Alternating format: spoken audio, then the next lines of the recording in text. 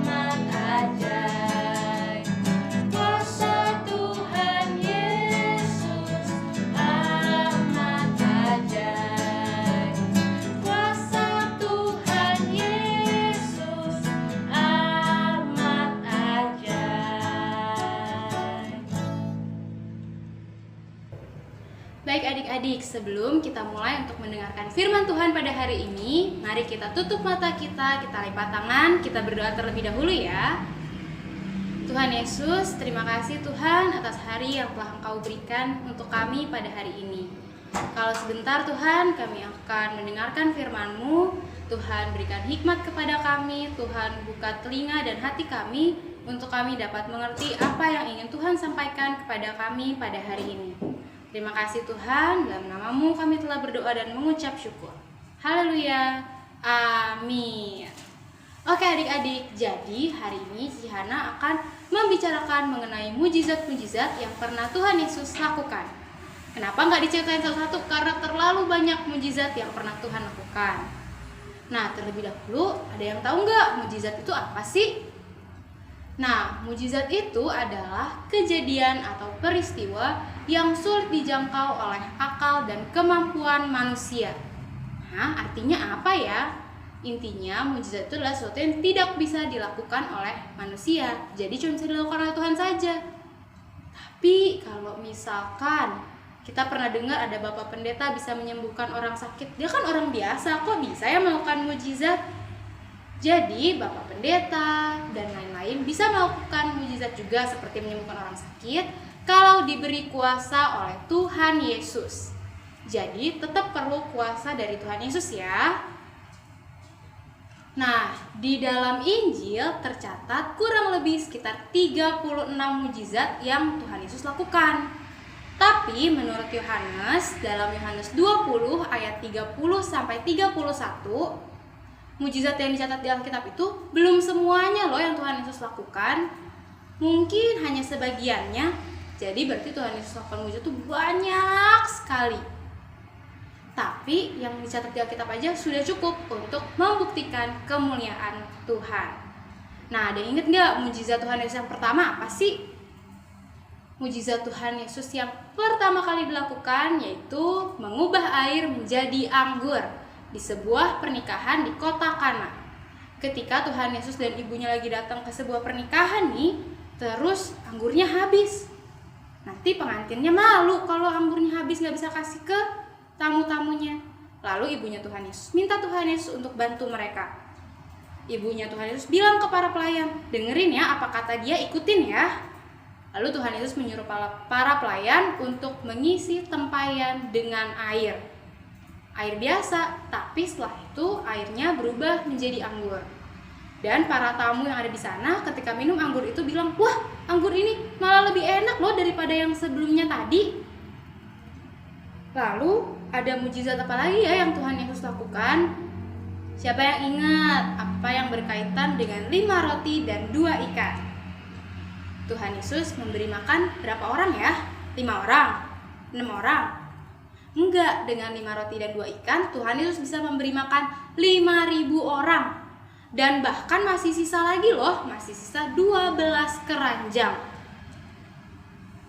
Lalu ada mujizat yang Tuhan Yesus lakukan berkaitan dengan para nelayan atau muridnya yang dulunya punya pekerjaan sebagai nelayan.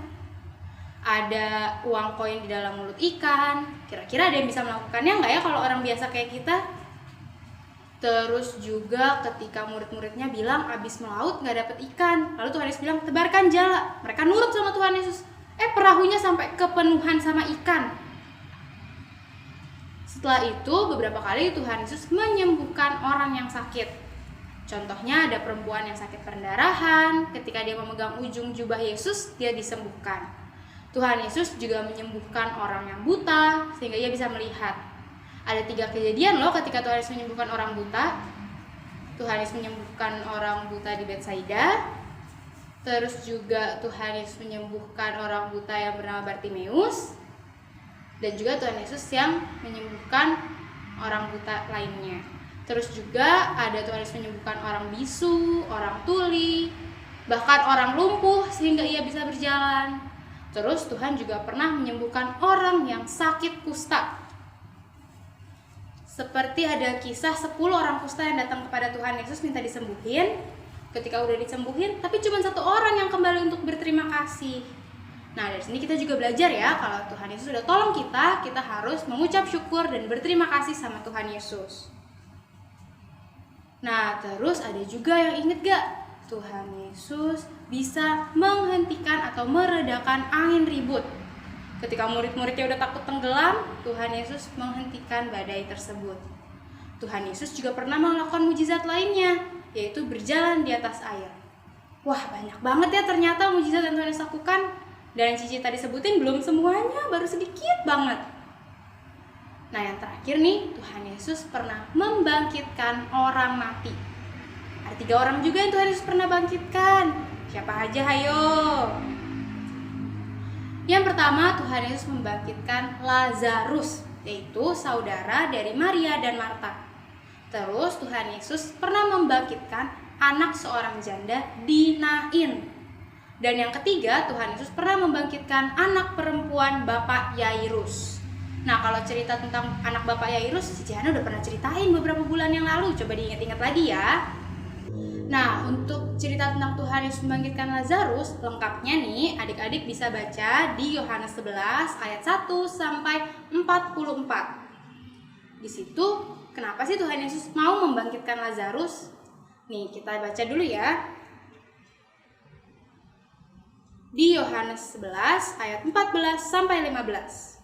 Karena itu, Yesus berkata dengan terus terang, Lazarus sudah mati, tetapi syukurlah aku tidak hadir pada waktu itu, sebab demikian lebih baik bagimu, supaya kamu dapat belajar percaya. Marilah kita pergi sekarang kepadanya. Jadi ternyata Tuhan Yesus tuh udah tahu kabarnya waktu Lazarus tuh sakit. Udah banyak yang minta Tuhan Yesus ke sana. Tapi Tuhan Yesus sengaja untuk tunggu sampai Lazarus mati, supaya ia bisa melakukan mujizat. Tujuannya supaya orang-orang di sana belajar percaya. Dan juga supaya nama Allah dipermuliakan di sana. Karena kan orang lain nggak bisa tuh melakukan itu, membangkitkan orang mati.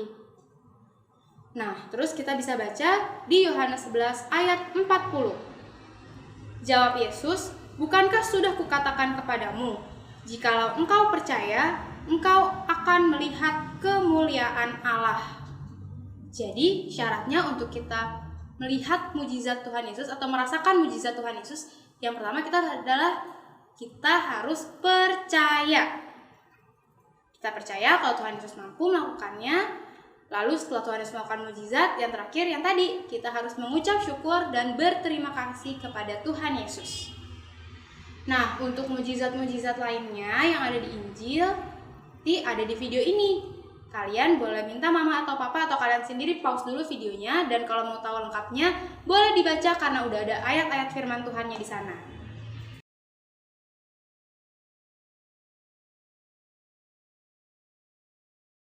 Baiklah, untuk menutup cerita hari ini tentang mujizat-mujizat Tuhan Yesus, mari kita kembali berdoa. Lipat tangannya, tutup matanya, mari kita berdoa.